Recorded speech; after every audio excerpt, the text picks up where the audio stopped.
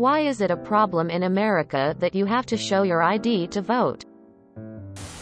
Okay. Here are both issues. Issue 1. You have to vote in the correct precinct. If you don't live in Chicago, for example, you should have no say regarding who is on Chicago's school board. The only way to ensure people are voting in the correct precinct is to have them show an ID with their current address. Issue 2. It is illegal to prevent someone from voting who has a legal right to do so. If you make it difficult or impossible for them to obtain an ID, you are violating this law. For example, Texas had their voter ID law deemed unconstitutional because it didn't recognize reservation birth certificates, thus preventing anyone born on a reservation from voting. In Europe, at least Germany, you get your ID regularly. Indeed, you are obligated to get an ID. If you don't have the money, I guess it will be provided for free. With this come relatively strict laws. Whenever you move, you have to renew your ID in 2 weeks.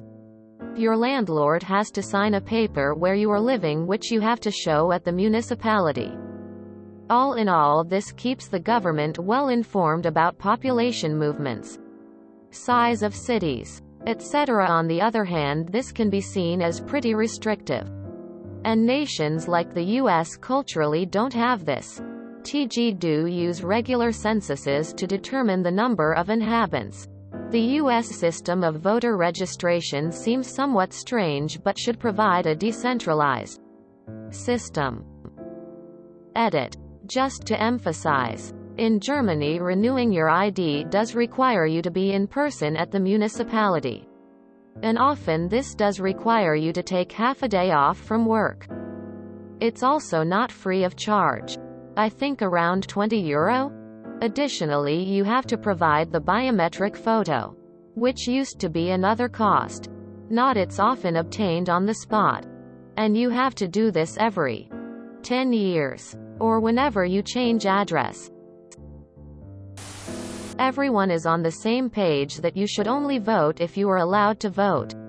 For example, if you're 17, you can't vote because you're not old enough. So, some type of identity verification is important.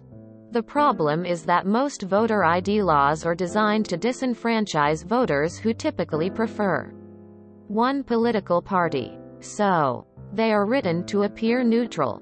But their impact is disproportionately on poor, minority and other marginalized voters.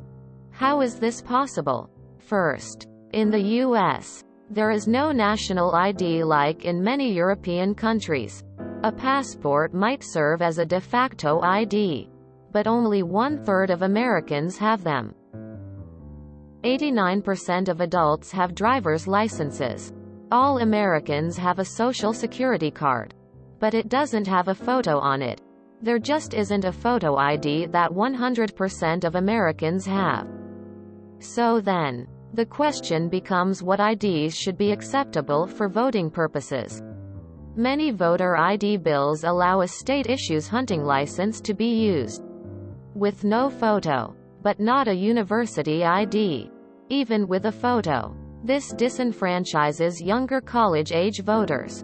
Some allow driver's license, but poorer older folks who live in the city and take public transportation don't all have them. On top of this, most states require an ID when you register.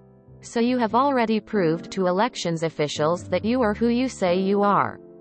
So producing another, sometimes different, ID to vote is an additional burden. Additionally, all of this checking of IDs slows down the voting process. In a rural precinct with 20,000 voters, this might not be an issue. But in an urban precinct with 600,000 voters, all lined up for hours, with elderly volunteers running the process, it can extend the time it takes for the line to move. Even 30 extra seconds for a line of 300 people adds over 2 hours to your wait time. Maybe that will discourage people from waiting in the long line. Finally, voter fraud is exceedingly rare. For example, Oregon has mail-in voting, where you don't even need to go to a polling station. Your ballot literally comes to your house. It would be very easy to commit voter fraud. Yet, they have had only a dozen cases since 2000, out of 100 million ballots processed. Also, when fraud occurs, it is detected and investigated, which means the existing process is working. So, why is one political party working so hard to make it harder to vote? If it's to prevent fraud, these laws are much ado about nothing. But if it's to reduce the opposition's vote totals, it's worth spending the energy on. The answer is simple. Some states in the U.S. require a government-issued photo ID to vote. And some states allow other forms of identity verification, i.e. you show a birth certificate and proof of residency to vote. Then they do signature verification when you show up to vote or mail in your ballot. States that require strict photo IDs show no lower levels of identity impersonation fraud than states that do not, and it occurs at insignificant rates anyway. But states that require strict voter IDs do show a slightly lower voter turnout in very specific demographics: poor, elderly, and those with limited mobility, i.e. it's hard for them to get to the DMV to get an ID. So the simple answer is, voter IDs do not solve the problem they are designed to address. And they create new problems that are worse than the problem they are trying to address. It isn't. Certain people in power want you to think it is. It would be easy to send everyone a mandated federal ID. Just like everyone has a social security number. The claims of "not everyone has access to IDs" would be entirely mitigated by this. Having an ID to vote isn't a problem, objectively, but it's much easier for citizens, and more importantly, non-citizens, to vote without an ID. People in power who show favor to non-citizens and illegal migrants aren't doing it out of the goodness of their heart. They're doing it for their vote, under the guise of humanitarian aid. That's why they're trying to do away with voter ID laws. Simple answer: it's not. The issue is getting an ID for some, due to schedule constraints or cost of the ID.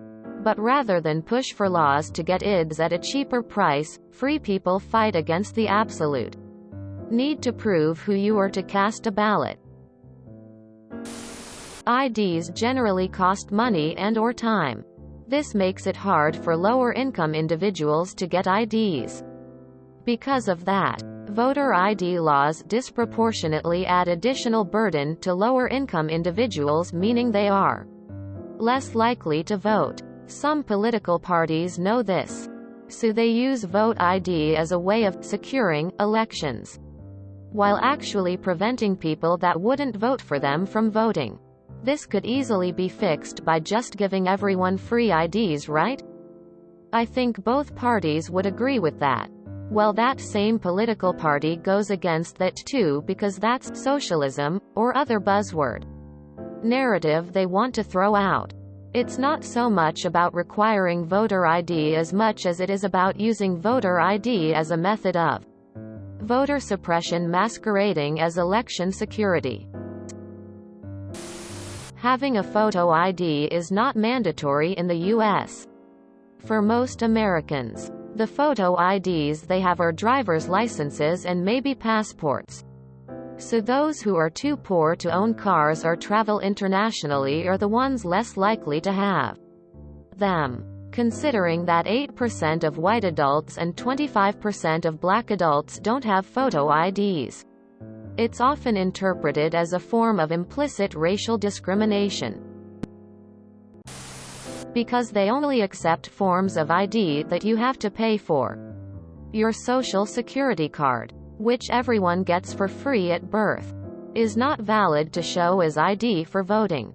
Your birth certificate is not valid. Your work or college ID is not valid, even if you work for the government. Voter ID laws in the U.S. require a government-issued photo ID. This basically limits you to just a driver's license. To get your license, you need to pay for driving lessons, pay for the driving test, and pay to have your license printed. So, essentially, the problem is that it's a poll tax. In really cheap states, it might only cost you $40 to $60. In my state it'll run you closer to $160. Although we don't require voter ID because we have actual election security laws. There are more than 3 million voting-age Americans who do not have a government-issued photo ID. Racist Democrats have, for some reason, gotten it into their tiny racist minds that minorities have a hard time figuring out how to get an ID. If you go and ask any random minority on the street, they will tell you that they have ID and even point you in the direction of the local DMV, where it's either free or at most $5 to $10. It's only an issue because the left has manufactured an issue out of thin air so can lazily say Republicans don't like minorities, but they fail to realize even minorities want voter ID and that the left ends up coming off super racist for thinking minorities are too stupid to figure out the incredibly easy process. WTF USA? How is voting without ID even possible? Makes absolutely no sense. Super democratic Norway. Show you have to show ID. Vote in your own area. I missed out 2 elections because I was in the wrong area at the time. And forgot to pre-voting. I'd costs at least $100 for a passport, 800-ish NOK. So yay. I do not see the issue. It just makes it more safe. If it's so tough to get IDs, maybe we should divert our attention to making it easier then. And quickly. Maybe push for mobile facilities open evenings and weekends. Free busing to and from DMV locations. Free if you meet certain financial qualification, etc. Opening up our voting system to fraud. However imperceptible you may believe it to be. Because it's inconvenient for some is not a good policy.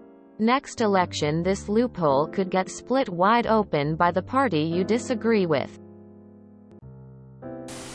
Because there's no to insignificant voter fraud as getting the accreditation to vote as stringent. Requiring ID disadvantages the poor who can't afford cars and don't have driver's licenses or passports because they don't travel.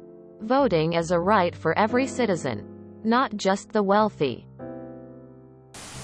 Why is it a problem in America that you have to show your ID to vote? Because a certain political party in the U.S. wants to make it a requirement to have an ID to vote. And then coincidentally, also proposes policies and laws that make it more difficult to get a suitable ID. Republicans don't like open voting. Because when more people vote, Republicans lose elections. Therefore, they try to pass laws that make it more difficult to vote. Requiring IDs to vote wouldn't be an issue if IDs were free and easy to obtain for all citizens, regardless of race, wealth or location. The issue is that IDs are not the above. By design. Usually by Republicans, conservatives. It's because part of the civil rights movement was to do away with voter restrictions. The U.S. had historically gone to great lengths to disenfranchise people of color. Poll tax was one, and voter ID was another. As an economically depressed class in general, people of color are statistically more likely to be turned away with systems like this in place, as well as to vote liberal.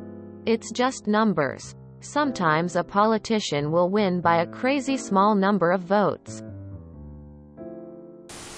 Makes it harder to cheat. Because not everyone gets ID for free in the U.S.